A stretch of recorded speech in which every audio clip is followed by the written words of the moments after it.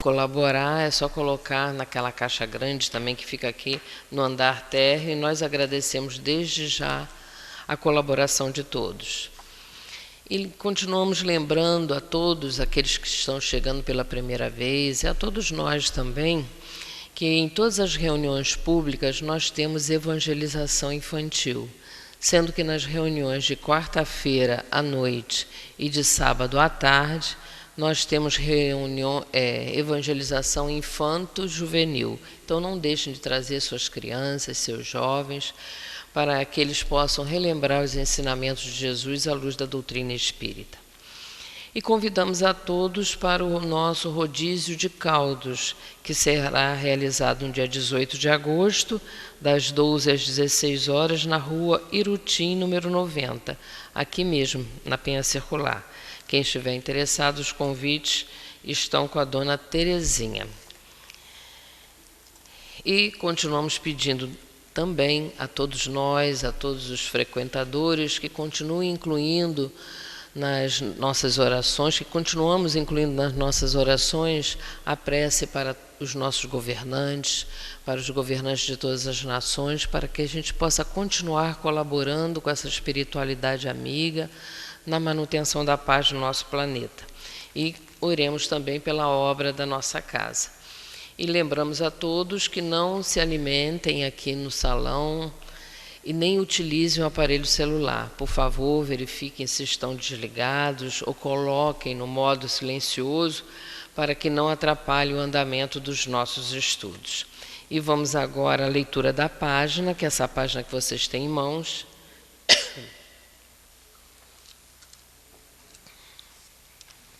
Que é uma página do livro Seara dos Médiuns, psicografado por Francisco Cândido Xavier, cujo título é Intuição. Sempre que te disponhas à tarefa de servir na mediunidade, és alguém interpretando alguém junto de alguém. Vaso em que se transporte a mensagem do amor infinito para os caminhantes da terra, deixa que a compaixão seja em tua alma o fixador do divino auxílio. Contempla os sofredores que te procuram, por mais desarvorados, na categoria de irmãos, que trazem na própria dor o sinal da altura que não puderam chegar. Diante de todos aqueles que o mundo reprova, pensa no supremo esforço que fizeram para serem bons, sem que pudessem atingir o ideal a que se propunham. À frente dos companheiros incursos em faltas graves, medita na extrema luta que sustentaram consigo mesmos antes de se arrojarem à delinquência. E perante os que se mergulham na corrente do vício, imagina-te à beira das armadilhas e que caíram sem perceber. Encontrando a mulher que te parece desprezível, reflete nas longas noites de aflição que atravessou, padecendo na resistência moral para não cair no infortúnio, e surpreendendo o celerado que se te afigura cruel, mentaliza o seio maternal que o acalentou, entre preces e lágrimas, supondo amamentar a boca de um anjo. Se os problemas do próximo surgem obscuros e inconfessáveis, pede a simpatia te ajude a resolvê-los, porque em verdade não lhes conheces o início e nem sabes que forças da sombra se ocultam por trás dos que tombam, chagados de sofrimento. Seja qual for o necessitado, compadece-te, e se esse mesmo necessitado te fere e injuria, compadece-te ainda mais. Não julgues ninguém tão excessivamente o culpado que não careça de apoio e de entendimento, recordando que a bondade de Deus, cada manhã, retira a alvorada vitoriosa das trevas da meia-noite.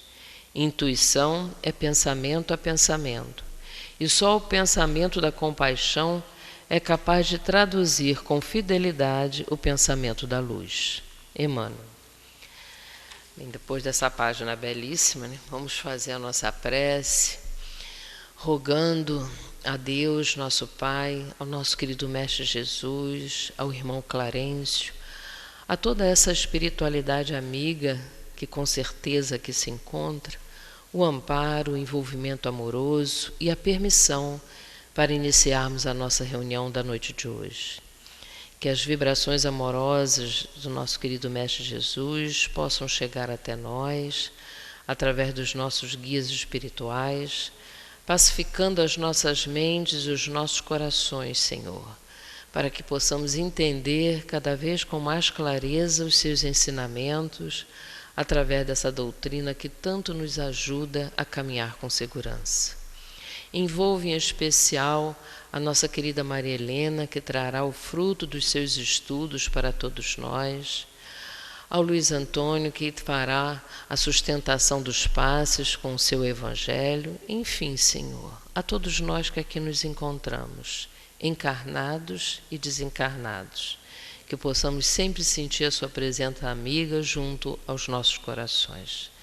Assim que seja em seu nome, em nome do irmão Clarencio, mas sobretudo em nome de Deus, que nesse momento possamos dar por iniciado os nossos estudos sobre o Livro dos Médiuns. Que assim possa ser, Senhor. Graças a Deus. Bem, como eu disse, hoje, às segundas-feiras à noite, nós estudamos o Livro dos Médiuns e nós vamos estudar hoje o capítulo 15, que fala dos médiuns escreventes ou psicógrafos. Vamos falar dos médiuns mecânicos, intuitivos, semimecânicos, inspirados ou involuntários e de pressentimentos. É do item 178 até o item 184. Eu vou apenas ler o item 178 para que sobre mais tempo para a Maria Helena desenvolver os seus estudos. 178. De todos os meios de comunicação, a escrita manual é o mais simples, o mais cômodo e principalmente o mais completo. É para este que deve entender todos os esforços, pois ele permite estabelecer com os espíritos relações tão contínuas e tão regulares quanto as que existem entre nós. Deve-se empregá-lo tanto mais quanto é através dele que os espíritos melhor revelam sua natureza e o grau de seu aperfeiçoamento ou de sua inferioridade. Pela facilidade que encontram para exprimir-se, eles nos revelam seus pensamentos íntimos e nos colocam em condição de julgá-los e apreciar-lhes o valor. A faculdade de escrever para um médium é, além disso, a mais suscetível de desenvolver-se pelo exercício. Vamos então passar a palavra para Maria Helena, que Jesus a abençoe e a sustente.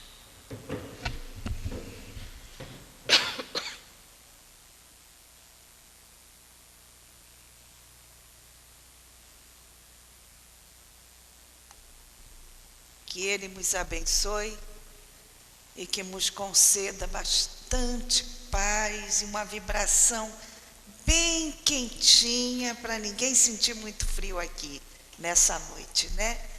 E que a gente possa refletir bastante com relação às explicações que a gente recebe dos espíritos através do desempenho da nossa mediunidade.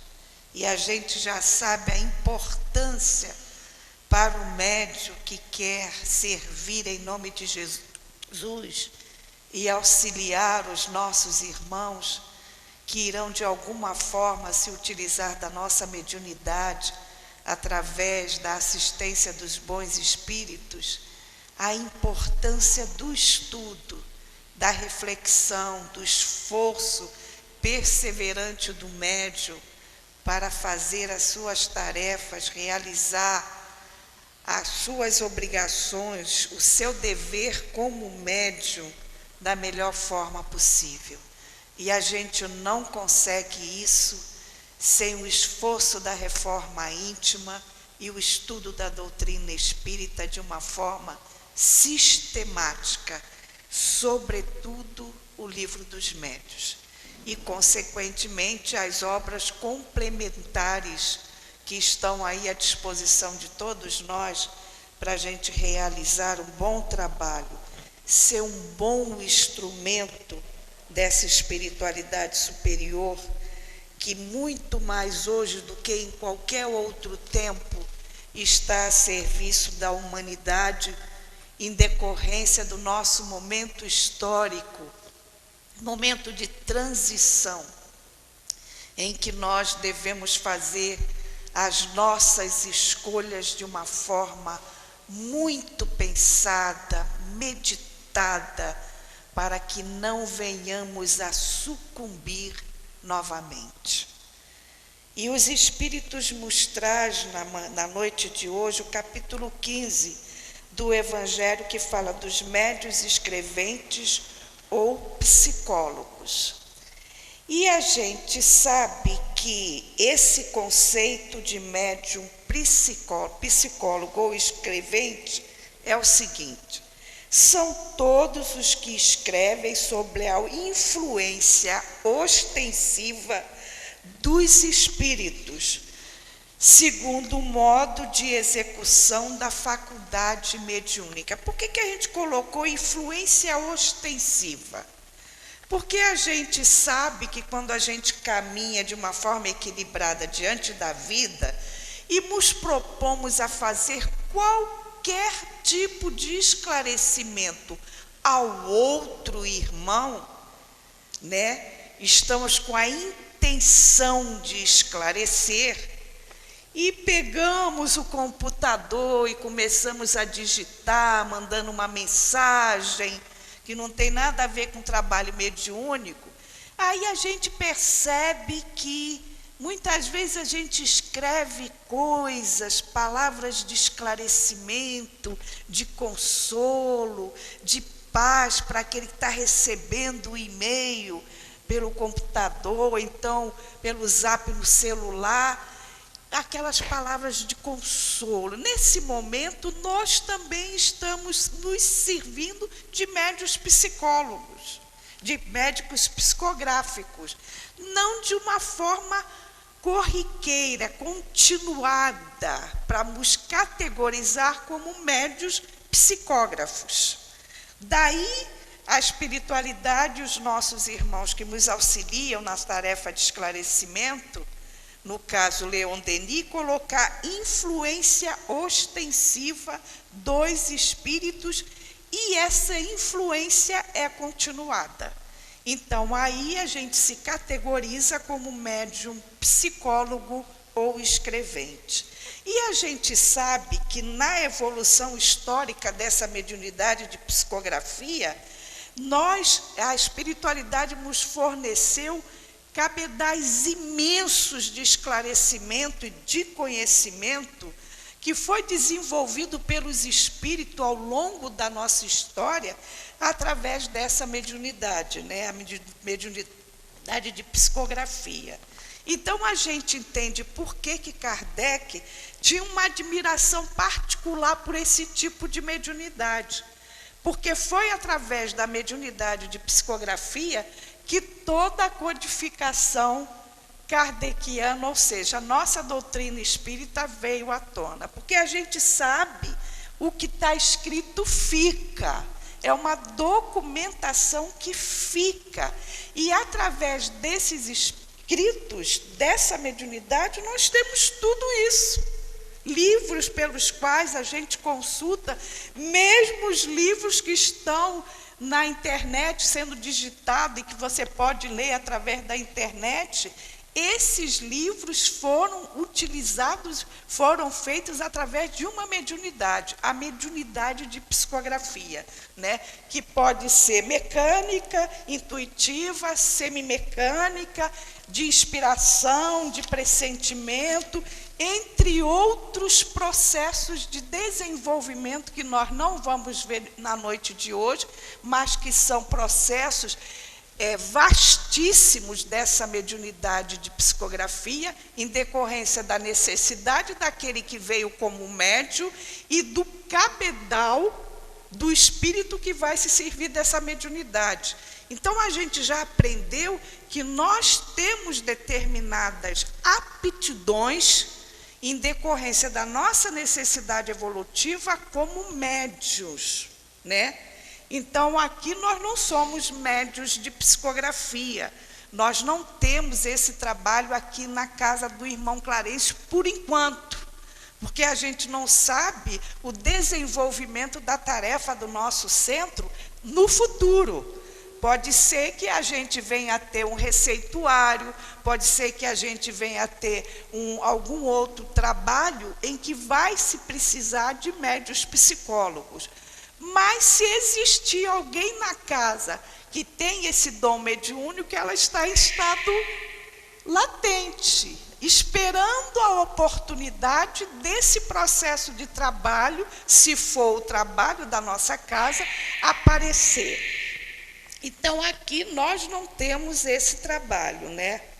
E uma coisa que é interessante a gente colocar, que esse tipo de mediunidade, ela não exige muitos preparativos e se presta como a escrita comum a diversas e vários tipos de dissertação. Então, se a gente pegar os livros espíritas, todas as mensagens que nós recebemos, e a gente percebe que sempre tem o nome do médium, o autor e o livro, então a gente percebe que são assuntos diversificados. Então a gente tem um cabedal de informação, de esclarecimento para a nossa vida muito grande, devido à mediunidade de psicografia desses médios, principalmente o nosso querido Chico Xavier e muitos outros médios que já não estão entre nós, que trouxeram todo esse cabedal de informação para nós através dessa faculdade mediúnica. E o exercício se dá, ela se desenvolve através do exercício.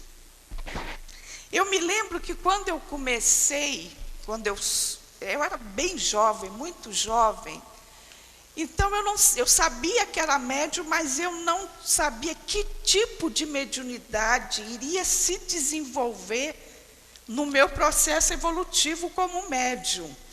Então eu me lembro que uma vez eu estava na casa do meu tio Sarmento, um espírito já desencarnado, que eu amo profundamente, e eu falei, será que eu sou médium psicólogo? A gente jovem tem muitas ideias mirabolantes, né?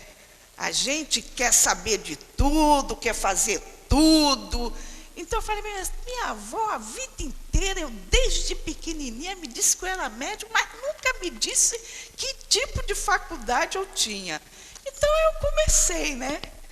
Falei, não, Kardec, eu sempre fui estudiosa, nasci no lar espírita, Kardec diz que a psicografia se desenvolve pelo exercício e pode se produzir em plena luz. Então aí eu ficava lá na casa do meu tio, esperando o culto começar, né?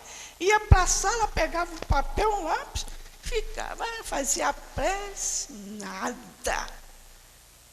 Aí ia para o grupo espírita, né? Ficava lá no meu cantinho, esperando começar os estudos da mocidade. Ficava lá tentando, nada. Minha irmã mais velha nem fazia nada. Nada. De repente ela chegava em casa, meu Deus, meu braço está tão dormente.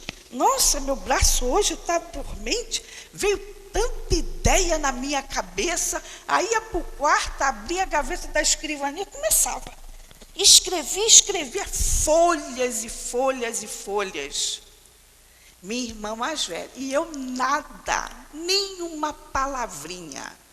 Então, por mais que eu tentasse, eu não tinha aptidão da faculdade mediúnica de psicografia. E minha irmã, que não fazia esse exercício, vinha a dormência no braço, nas mãos, e as ideias, muitas ideias. Eu falei, meu Deus, é um monte de ideia. Então, como ela trabalhava na evangelização, inclusive, aí ela ia, ficava, ia. Quando ela lia, meu Deus, quanta coisa saiu da minha cabeça, né? E ela dizia isso. Mas acontece que era o espírito, que é mentor dela até hoje, que a inspirava para que ela realizasse os trabalhos de evangelização junto à mocidade. E aí a gente percebe que quando você tem a aptidão, ela vai se desenvolver com o tempo, com o trabalho, com o estudo e com a sua transformação moral. Mas como é que esse processo de desenvolvimento acontece? Você já tem a aptidão da mediunidade de psicografia, que era o caso da minha irmã Denise. Eu, a Maria Helena, não tinha essa aptidão. Então, eu não conseguia fazer nenhuma... A frase que eu fazia, eu sabia que a ideia era minha, porque não vinha ideia nenhuma na minha cabeça.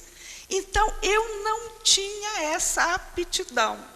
Então, a gente tem que deixar isso bem claro, porque às vezes as pessoas têm um sonho, né? Eu quero ser médium psicógrafo, eu quero escrever livros espíritas, se enche de sonho, de possibilidades de ser útil, mas às vezes você não tem o germe daquela faculdade, você não tem a necessidade evolutiva como médium desse tipo de faculdade mediúnica. Pode ser outra, como é o meu caso, o caso das nossas companheiras, da grande maioria, que é o de tratamento espiritual, que é o trabalho da desobsessão, mas não da psicografia.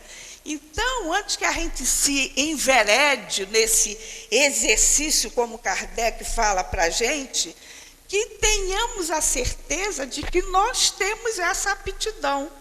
E esse exercício deve sempre ser feito numa casa espírita, organizada, séria, que nos dê o respaldo da espiritualidade superior e no momento em que for necessário a gente fazer esse exercício para que sejamos futuramente maleáveis no nosso processo de mediunidade de psicografia. Então, a gente tem que deixar isso bastante claro para a gente. E como é que o médium fica nesse processo? Ele permanece no seu estado natural, ao ponto de parecer não representar papel algum na produção do fenômeno. O fenômeno, mediunidade psicográfica. Isso está em Leon Denis, no Invisível, no segundo parágrafo do capítulo 18, na página 235, quando ele fala de escrita direta ou psicografia, que ele chama de escrita mediúnica. Então, aí a gente já tem uma ideia, mais ou menos, de como é a mediunidade de psicografia. E Kardec classifica de médiuns psicográficos mecânicos. Como ocorre esse fenômeno? Ele fala para a gente no item que o espírito que quer se comunicar atua diretamente sobre a mão do médium. O espírito dá uma impulsão completamente independente da vontade do médium. Ou seja, o médium não faz nenhuma, quando ele tem esclarecimento disso, até quando não tem, nenhuma, como diria, se me faltou a palavra, ele não cria nenhum obstáculo para que isso aconteça, porque é uma força que vai muito além da sua vontade. E enquanto o espírito estiver escrevendo, mandando alguma mensagem, a mão do médium se move ininterruptamente e ela só para quando o médium termina a sua mensagem.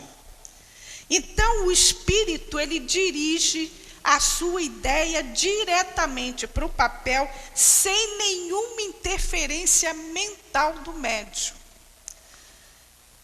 A gente conheceu uma companheira nossa, a Tânia Nascimento, lá do Leon Denis, não sei se vocês conhecem. Uma vez ela foi em Uberaba eu não fui dessa vez, que eu estava com cachumba, então eu não fui. E ela foi para Uberaba, que a gente tinha um grupo de jovens que a gente sempre ia para ajudar o Chico Xavier, né? Que a gente já tinha conhecido ele aqui no Rio. Então, um grupo de jovens se proporcionou a fazer esse auxílio a ele. A gente fazia a campanha do quilo, do agasalho, e levava para ele, para ajudar ele nas tarefas dele lá em Uberaba. E ela, sem perceber, não foi que ela teve a intenção, ela estava lá na cozinha, ajudando para separar os mantimentos para dar para as pessoas lá. E ela, sem querer, a porta estava entreaberta, ela olhou ele psicografando. Dia claro, né? Ele estava psicografando com as duas mãos, com duas mensagens de dois espíritos diferentes. À esquerda ele psicografava uma mensagem e à direita ele psicografava outra mensagem de outro espírito. Ela ficou encantada. Quando ela chegou aqui no Rio, ela contou isso para a gente, né? Eu nunca presenciei fisicamente, assim, de olho a olho, um médium psicógrafo mecânico, mas ela tinha presenciado do próprio Chico Xavier. E ela ficou encantada com o fenômeno. Quando ela viu que ele estava se psicografando, ela começou a entrar em prece, pediu a Emmanuel, aos espíritos amigos dele, que o orientasse e que perdoasse a ela de ter a curiosidade de assistir. Ela viu o momento e não ficou prestando atenção. Ela saiu, né, porque já era uma jovem que tinha esclarecimento, podia interferir pela curiosidade dela, se afastou e foi fazer a tarefa dela. E quando ela chegou, ela contou para a gente o que ela viu. Então ela disse, foi assim uma coisa fantástica, que ela disse, não foi só aquele fenômeno em si, mas a própria vibração do ambiente e a serenidade de Chico. E a mão esquerda dele era muito mais rápida do que a direita. Aí eu falei, olha, Kardec explica a gente, Leon Denis também, que os espíritos têm características diferentes, embora seja o mesmo médium. Com certeza o outro espírito era mais rápido, né? Queria passar uma mensagem com maior conteúdo e o tempo urgia, e o outro era mais tranquilo, mais calmo. E aí a gente percebe que no mesmo médium, que tinha a faculdade de psicografia mecânica, ocupando-se das mesmas mãos, e ela disse que Chico Xavier estava com os olhos fechados, com a janela aberta, olhando o pôr do sol. Então aí a gente percebe que ele estava em sintonia com o belo, a natureza, o pôr do sol, mas completamente alheio às suas mãos, que os espíritos tomavam para darem as suas mensagens. Com certeza deve ter sido um desses espíritos que a gente conhece, óbvio, né? E aí a gente percebe que essa característica de mediunidade é muito bonita, mas que hoje em dia a gente não vê muito, né? Hoje em dia é muito difícil.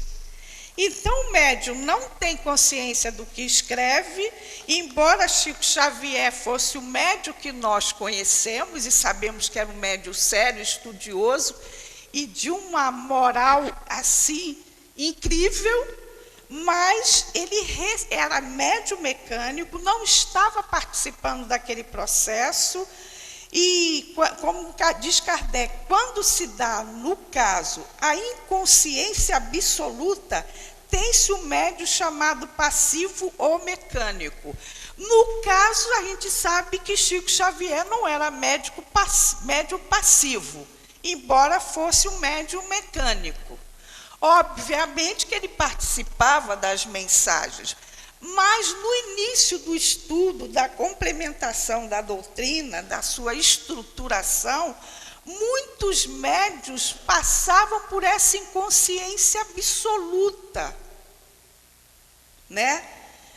E essa faculdade não permite dúvida alguma com relação à independência do espírito e à veracidade da mensagem.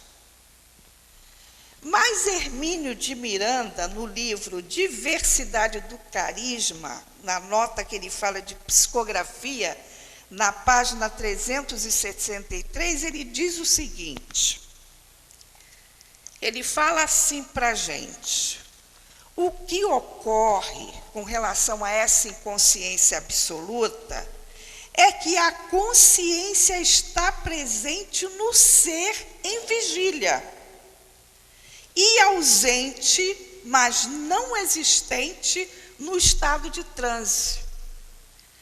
Então, ele diz, não há, portanto, esse automatismo que a expressão parece sugerir, como se os textos emergissem de um mecanismo impessoal à revelia do consciente.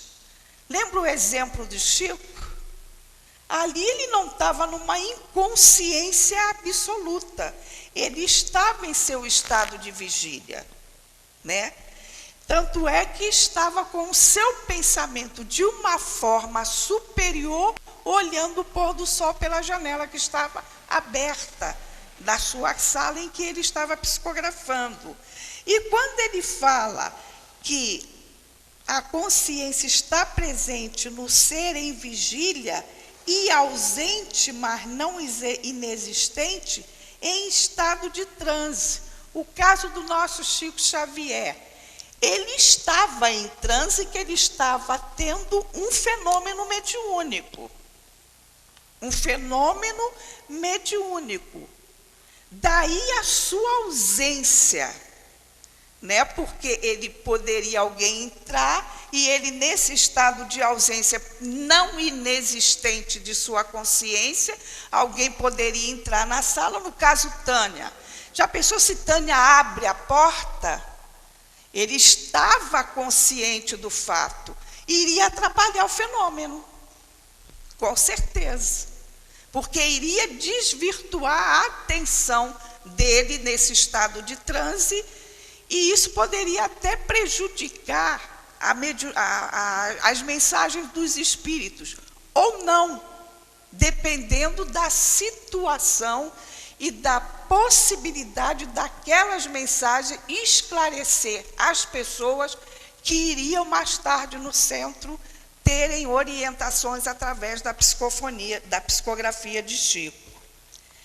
E aí a gente vai dar para vocês, já o Chico, a gente sabe, já demos o exemplo de médiuns de psicografia mecânica. Tem no livro de Leon Denis, o reverendo Station, eu não sei inglês, tá, gente? Station Mose, acho que é isso, né?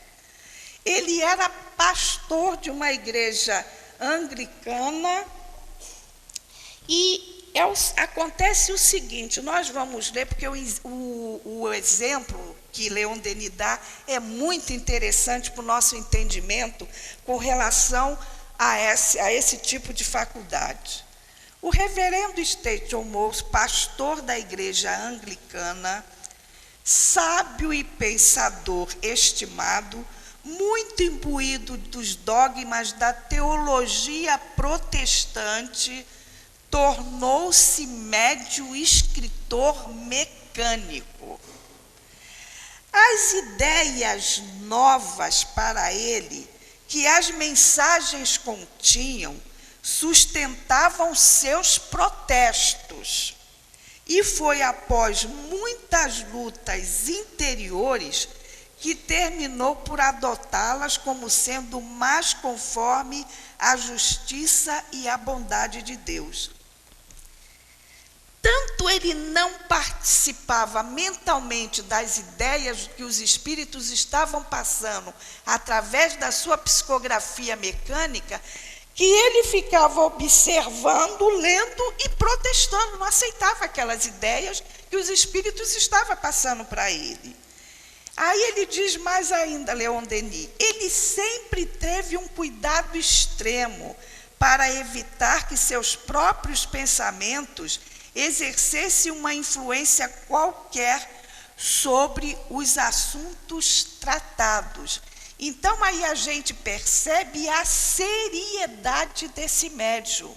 Mesmo ele discordando das ideias, ele não entrava em debate mental com os espíritos, rejeitando aquela ideia.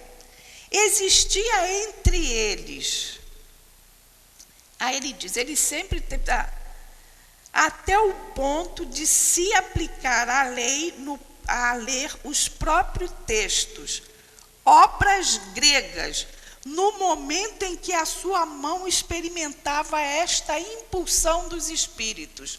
Ou seja, as mãos deles estavam psicografando pelo processo de psicografia mecânica, o espírito se servindo de suas mãos, passando a ideia espírita, e ele lendo livros de filosofia grega. Então, para a gente perceber, né, que o médium não exerce nesse tipo de faculdade nenhuma interferência com relação à ideia dos espíritos. Aí ele diz mais adiante, existe entre ele e os seus instrutores espirituais uma tal divergência de vistas que não é verdadeiramente possível atribuir essas personalidades distintas a desdobramento inconsciente do médium. Ou seja, as ideias não eram do nosso querido reverendo calvinista, era dos espíritos, dos seus guias espirituais, e ideias espíritas. E mais tarde ele se converteu em espírita. Aí ele diz ainda, Station Mouse afirma que esses espíritos muitas vezes revelaram-lhe fatos absolutamente desconhecidos de todas as pessoas que assistiam às reuniões, fatos reconhecidos ulteriormente exatos. Então, aí a gente percebe a sublime beleza da mediunidade, né? Independentemente da faculdade em que nós tenhamos, quando ela é bem empregada, quando nós a utilizamos de uma forma séria, conscienciosamente séria, e com confiança na assistência daqueles nossos irmãos que estão nos assistindo. Então, aí a gente percebe, e temos outros médios também, como Zilda Gama, com os romances de Vitor Hugo, Divaldo Pereira Franco, eu já assisti Divaldo Pereira Franco, psicografando mensagem de Joana de Ângeles, na sala de Joana de Ângeles, e ele lendo um livro de psicologia. Foi quando ele fez as séries da psicológica de Joana de Ângeles. E ela disse para ele, antes dessas séries, que ele precisava estudar psicologia. Tanto é que ele estudava muito psicologia e fez faculdade de pedagogia, que ele não tinha, para que ele pudesse ajudá-la de alguma maneira nesse processo. Porque não era sempre que as mensagens de Joana vinham, ou de outros espíritos, pela psicografia mecânica, mas também pela semimecânica, muito mais pela semimecânica, onde há a interferência do médium em alguma situação. E Joana de Ângeles tinha que encontrar na cabeça, na mente de Divaldo Franco, alguns conceitos, alguns termos em que ela pudesse se servir para psicografar os livros da série psicológica. E ele diz ainda mais para a gente assim, embora a estrutura do processo de comunicação seja o mesmo em todos os tipos de psicografia, a sua dinâmica varia segundo a condição do médium, do espírito comunicante e das circunstâncias do momento. O exemplo do Chico. Uma mão era muito rápida, a outra de uma forma mais lenta, mais serena.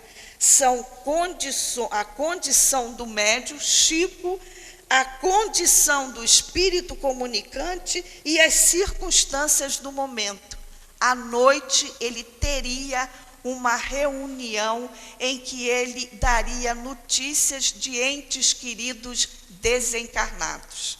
Então, aí a gente percebe tudo isso nesse exemplo. No item 180, ele fala dos médiuns intuitivos, né? Psicógrafos intuitivos. As características desse fenômeno é a seguinte: o espírito não atua sobre a mão do médium, não a toma, não a guia, atua sobre a sua mente, com o qual se identifica. Ou seja, existe a sintonia, não devemos esquecer isso, também no médium de psicografia mecânica. O médium recebe o pensamento do espírito mente a mente e o transmite. O médium tem consciência do que escreve, embora muitas vezes não se expresse o seu próprio pensamento. Lembra da minha irmã que eu dei no início? Que ela sentia que viam muitas ideias. Aí ela dizia: mas você é tanta ideia, minha irmã, eu sei que não é minha, não são minhas ideias. Mas está ligada ao trabalho que eu faço no centro. Mas não são minhas, eu nunca pensei nesse aspecto. Então, o que é que ocorre? Não era a ideia dela, ela tinha consciência daquilo que ela estava escrevendo no papel. Às vezes, quando ela escrevia, era de uma forma tranquila, calma, e outras vezes era de uma velocidade imensa que às vezes rasgava até o papel. Então, o que é que ocorre? É completamente diferente da mediunidade mecânica, a intuitiva. E uma vez, segundo, vou recorrer de novo a Leon Denis. Segundo Leon Denis, essa faculdade é incerta, pois o pensamento do médium se mistura aos pensamentos do espírito, e difícil é distinguir um do outro. É por isso que muitas vezes o médium fica inseguro e não sabe dizer se aquilo que está vindo na cabeça dele é dele ou é do espírito. Lembra do exercício que a gente falou anteriormente? O que é que ocorre? Eu tenho a faculdade de psicografia. Eu sou médium psicográfico intuitivo. Eu não sou médium mecânico. Então, eu estou no centro, todo mundo ali, os médiuns de psicografia. Aí eu começo a vir as ideias na minha cabeça. Aí eu fico confusa, meu Deus do céu, me ajude, será que essas ideias é minha? E eu vacilo em passar para o papel essas ideias.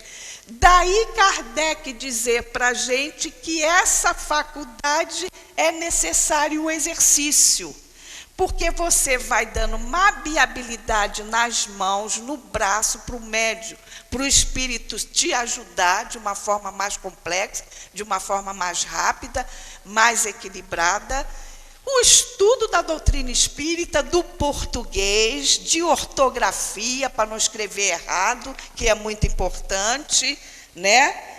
E passa pela mente, porque é ligação de mente para mente. Aí você vai escrevendo no início.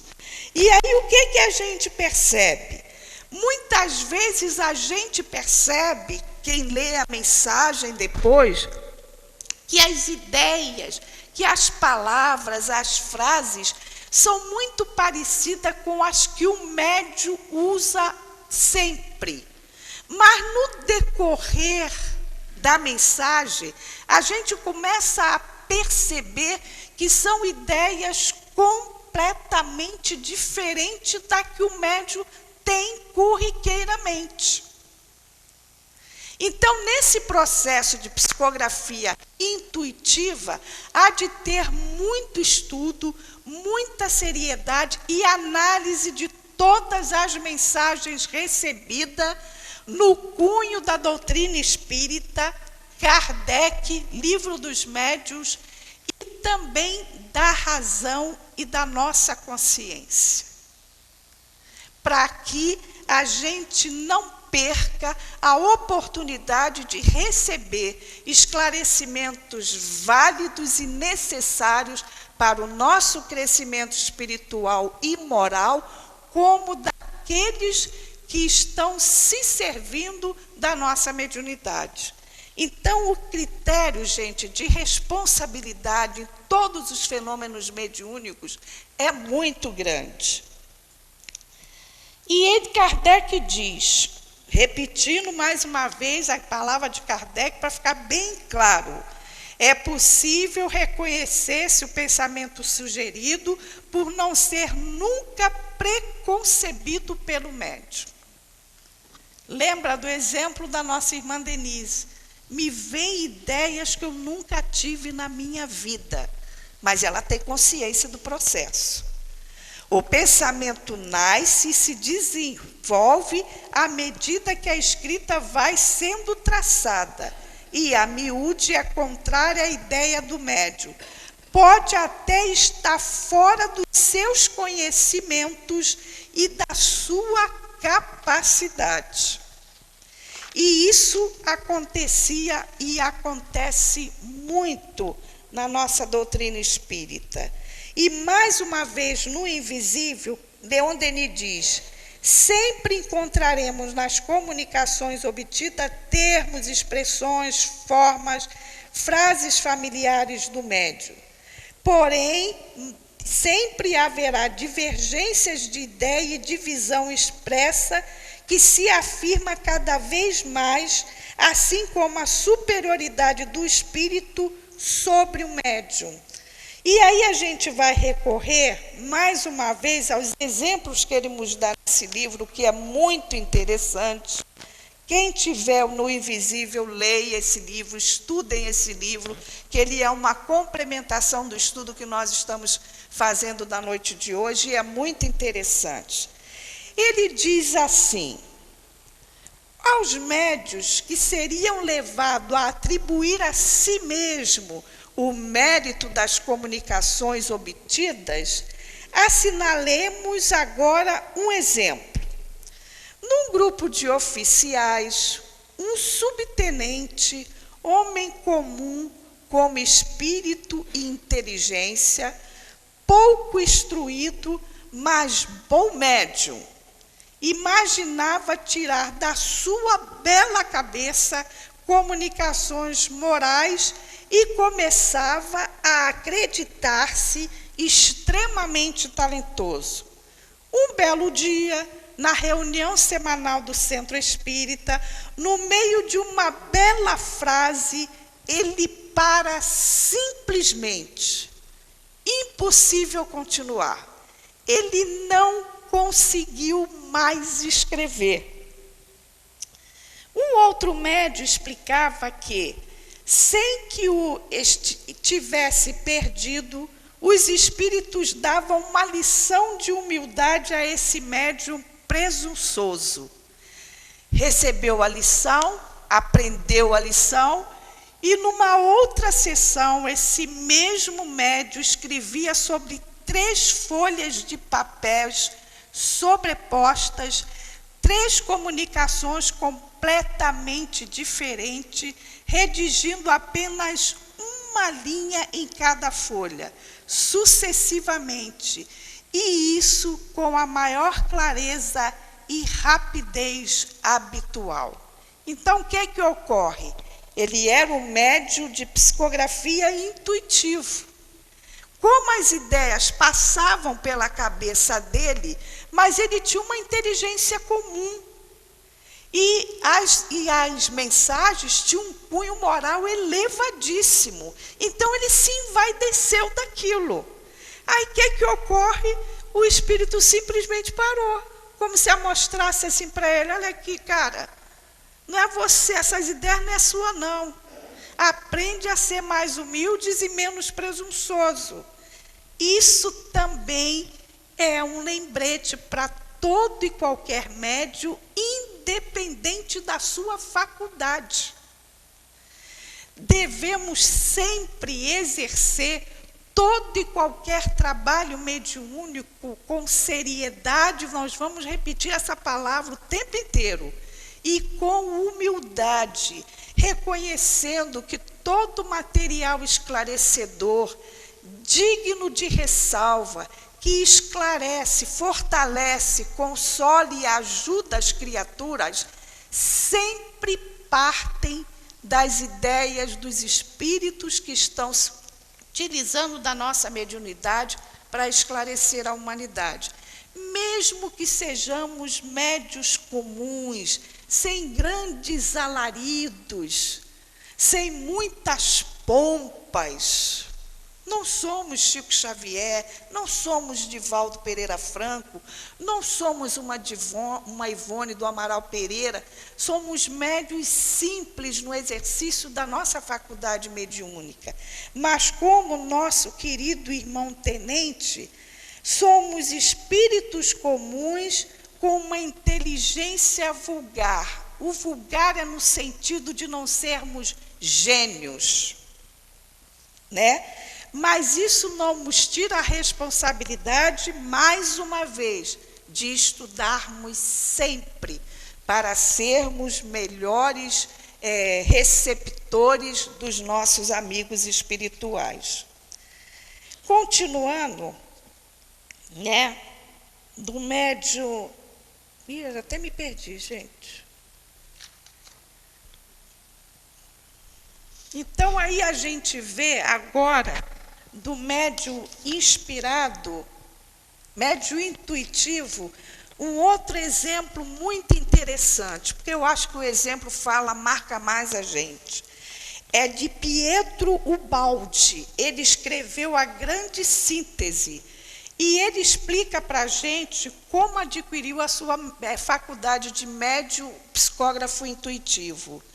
Ele diz o seguinte: devo essas comunicações a uma mediunidade cujo desenvolvimento se produz após longa maturação, conseguida a poder de estudos, renúncia material e desenvolvimento moral, sempre num esforço próprio constante para estar acessível à assistência dos bons espíritos. Percebi que o progredir para a perfeição moral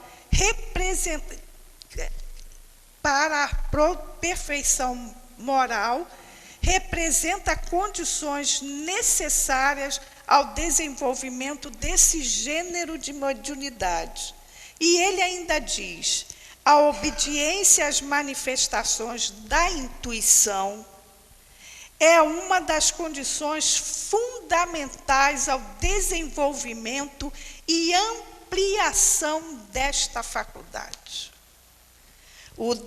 A obediência das manifestações da intuição. O que acontece com a gente quando a gente recebe uma intuição? A gente ouve imediatamente? Não, né? Sabe aquele bonequinho, o anjo mau e o anjo do bem? A gente fica nessa, né? Ah, não. Não, eu devo estar ficando maluca, isso não tem nada a ver. Ah, eu não vou dar muito vazão a essa ideia, não. Deixa para lá, deixa para lá. E ele fala para a gente que nós devemos ser obedientes à manifestação da intuição. E essa obediência é condição fundamental para o desenvolvimento e ampliação dessa faculdade. Essa obediência, com certeza, vem junto com desenvolvimento de longa maturação, conseguida a poder de estudos, renúncia material, desenvolvimento moral, esforço constante de cada um de nós. Então, aí é importante o médium se colocar nesse processo de obediência, porque fica mais fácil. A gente não entra em confusão, a gente não duvida da nossa faculdade, a gente faz as coisas com segurança. Obviamente que o crivo da razão, a análise dos médiuns mais experiente, deve ser feita em todas as mensagens que nós recebermos, através do conteúdo doutrinário do nosso amado Allan Kardec e das obras consequentes, como a No Invisível de Leon Denis, entre outras, como a de Ivone Pereira, inclusive. Mas é preciso que nós tenhamos todo esse processo de preparo para sermos bons médiuns psicográficos intuitivos, que é a grande maioria dos médiuns de psicografia atualmente, se não dizer quase todos. E a gente percebe que Leon Denis adverte: nunca se deve negligenciar de passar todos os resultados pelo crivo da razão e do raciocínio, qualquer que seja a nossa mediunidade. Então, agora nós vamos passar aos médiuns semimecânicos. E Kardec diz para a gente o seguinte: no médium puramente mecânico, o movimento da mão independe da vontade. No médium intuitivo, o movimento é voluntário e facultativo. O médium semimecânico participa de ambos esses gêneros. Sente que na sua mão uma impulsão é dada, malgrado seu, mas, ao mesmo tempo, tem consciência do que escreve à medida que as palavras se formam. Então, aí a gente percebe o quê? No caso do nosso querido Divaldo Pereira Franco, onde a gente presenciou, havia momentos em que a sua psicografia era semimecânica, e a grande maioria é semimecânica. Um momento em que ele participava, ou seja, a ideia passava pela sua mente, e outra não, era impulsionada apenas o seu braço, e ele não participava da ideia do espírito que estava se comunicando.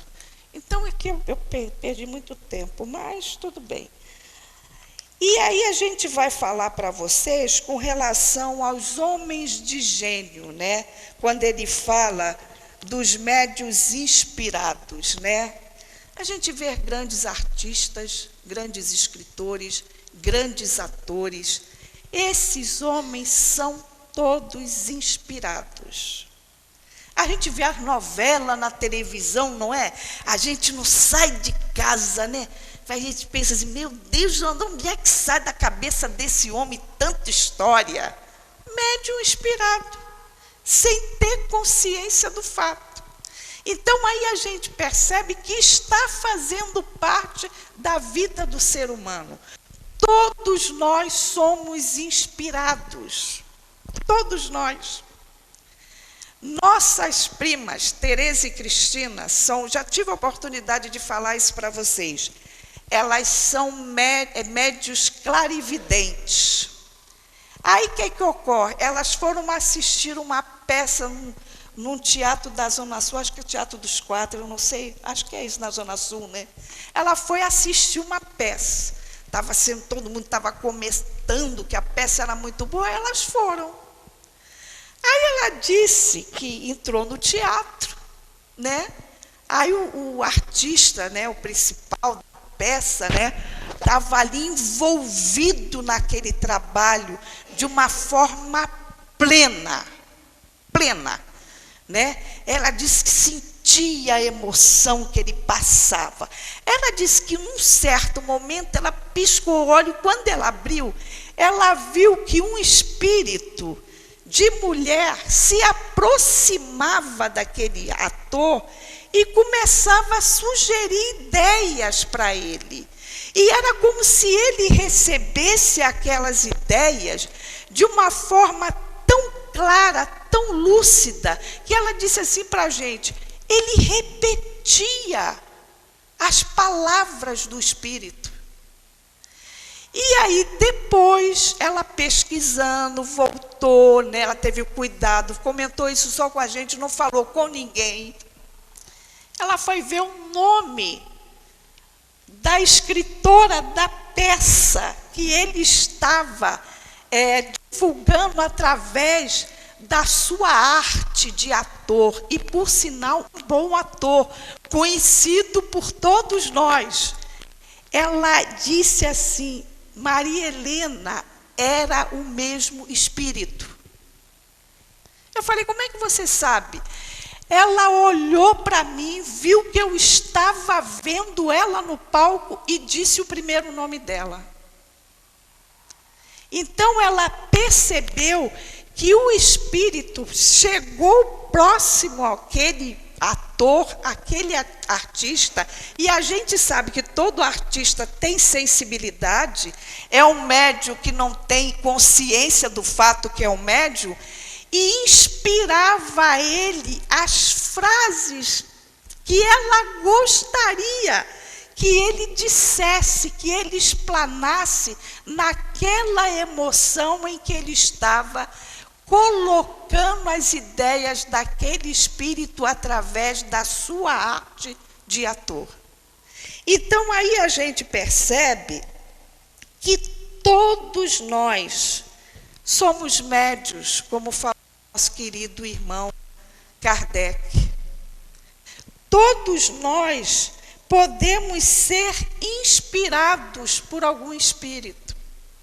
Então, é importante, repetimos, que todos os nossos atos e pensamentos sejam sérios, voltados para a ideia de Deus, em que o nosso esforço seja muito grande para sermos pessoas melhores, principalmente nos dias de hoje e na nossa cidade do Rio de Janeiro. Para sermos inspirados pelos bons espíritos, nós temos que nos colocar em posição moral para tal.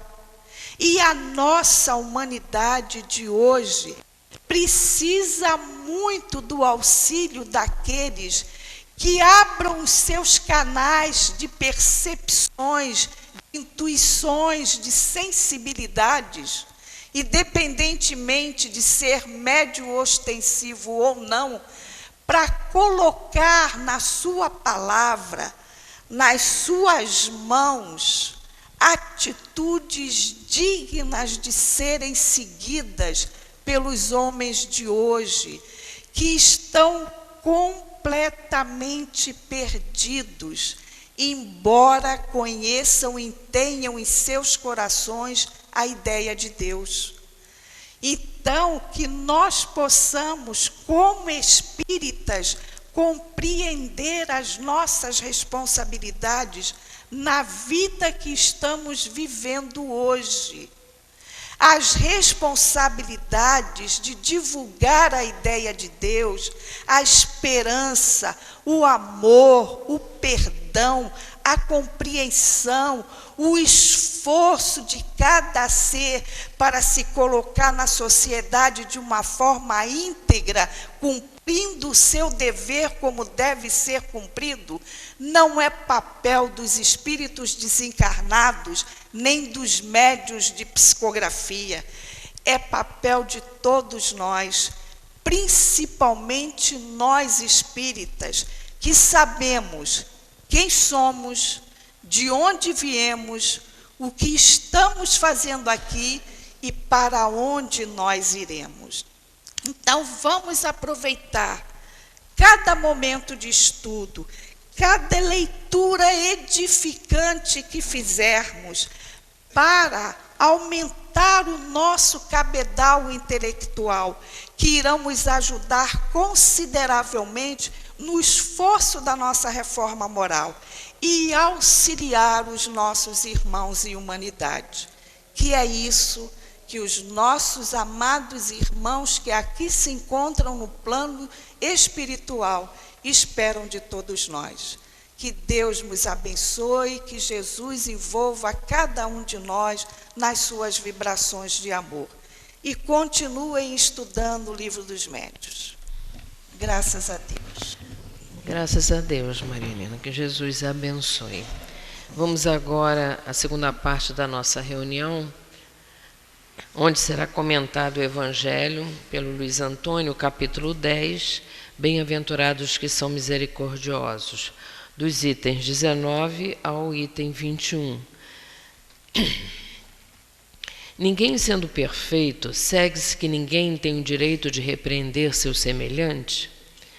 E São Luís responde: certamente não, porque cada um de vós deve trabalhar visando ao progresso de todos, sobretudo daqueles que estão sob a vossa dependência, e essa é mais uma razão para o fazerdes com moderação, com um fim útil, e não como se faz na maioria das vezes, pelo prazer de denegrir. Neste último caso, a censura é uma maldade. No primeiro é um dever que a caridade manda que se cumpra com todos os cuidados possíveis. E ainda mais, a censura que se faz a outra pessoa deve ser endereçada ao mesmo tempo a nós mesmos para vermos se não a merecemos.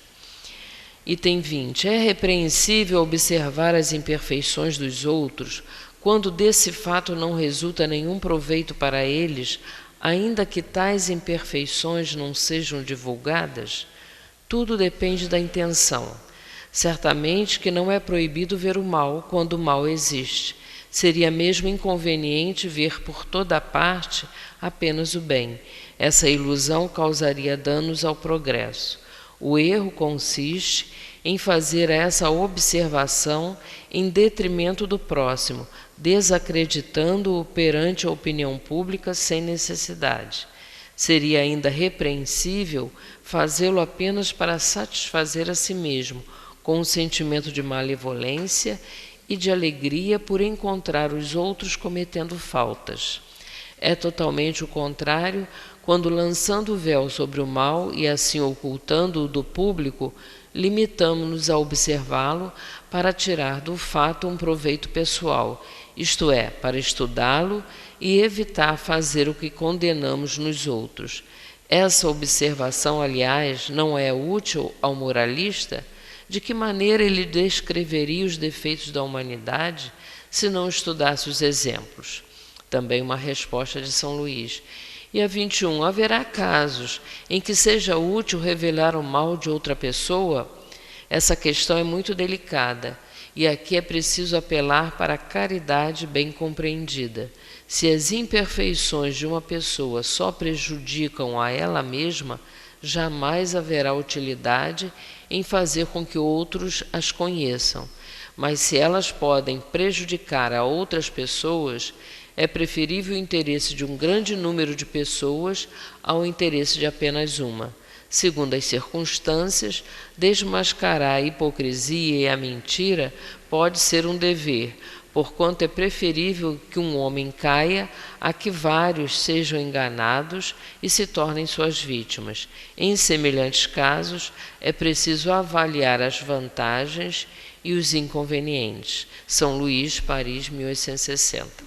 Vamos pedir aos médiuns que tomem os seus lugares e nós vamos continuar nos mantendo ligados aos nossos guias espirituais, não nos deixando perturbar por essa movimentação, lembrando sempre que as manifestações mediúnicas só são permitidas aos médiuns da casa.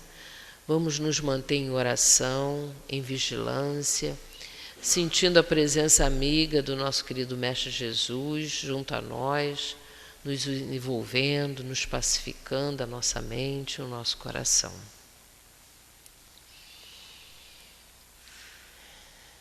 Senhor Jesus, querido amigo, aqui estamos mais uma vez voltando os nossos pensamentos ao seu coração generoso nesse momento tão importante que é o momento dos passes.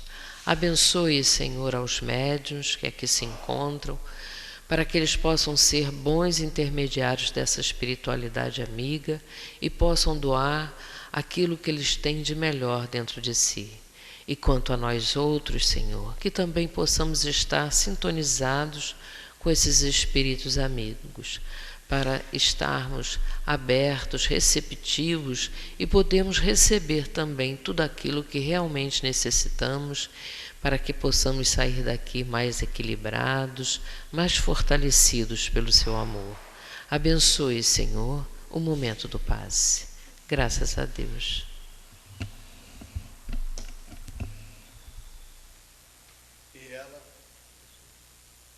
E ela foi apanhada em adultério e deveria ser apedrejada até a morte. E a multidão, composta de escribas e fariseus, se aproximava de Jesus para tentá-lo, ver como ele se comportaria perante a lei mosaica. Ele se levanta e afirma: aquele dentre vós que estiver sem pecado, lhe atire a primeira pedra. Aos poucos, a multidão enraivecida foi calando-se e dispersando. E quando a só com a mulher, perguntou: mulher, onde estão aqueles que queriam te condenar? Todos se foram, Senhor. Vá, e a partir de agora não peques mais. As questões da lição de hoje, analisadas por São Luís, visam aprofundar o pensamento acerca das situações ligadas ao julgamento e à indulgência e a forma de como devemos nos conduzir diante delas ante a lei de justiça, amor e caridade. Repreender o outro pode ser um mal, mas também pode ser um bem. Isso vai depender da situação que envolva o fato repreensível e, principalmente, o modo que se pretenda fazer a reprimenda. Antes de tentarmos repreender ou corrigir o mal que ocasiona erro dos outros, devemos ver se o mesmo erro está em nós, o argueiro, e nos esforçar para nos corrigir. Podemos estar com pedras de erros em nossas mãos, conforme os escribas e fariseus, no episódio da mulher adúltera. Exigir um comportamento que não temos demonstra orgulho, maldade que ainda existe em nós. Todos nós devemos e aprendemos com os nossos erros, e também com os erros dos outros, pois devemos vê-los como lição. O problema não está em errar, mas continuar no erro. E se houver a necessidade da reprimenda, que façamos como Jesus. Devemos chamar a pessoa que está equivocada em particular para o diálogo, com a intenção de esclarecer, sem imposições, inspiradas no amor, na amizade, se assim ela permitir. O Espírito São Luís nos recomenda que compreendamos primeiramente a situação que o mal envolve a pessoa, pela caridade como entendia Jesus, benevolência, indulgência para com as imperfeições do próximo, itens que estamos analisando, e o perdão das ofensas. Diz-nos Leon Denis: aprendamos a repreender com doçura e, quando for necessário, aprendamos a discutir sem excitação, a julgar todas as coisas com benevolência e moderação. Se as imperfeições de uma pessoa trouxer prejuízo somente a ela, não existe nenhum motivo para divulgá-las, pois seria falta de consideração de nossa parte. Joana de Anjos assevera que os infelizes já espiam na própria desdita os equívocos em que se comprazem, não te competindo atormentá-los mais, infligindo punições mais severas. Que possamos permanecer na paz de Jesus. Graças a Deus.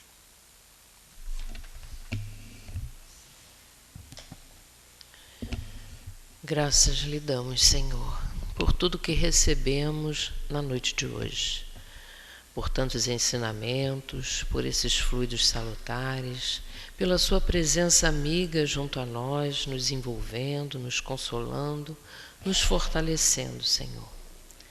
Que possamos ser realmente gratos por essa grande oportunidade que estamos tendo nesta encarnação, de estarmos aqui e que consigamos, Senhor, fazer bom proveito de tudo que estamos recebendo. Abençoe a todos nós, abençoe esta casa, Senhor, a todos os trabalhos e eventos que aqui são realizados. Fortaleça a direção espiritual, material desta casa, a obra que está sendo realizada.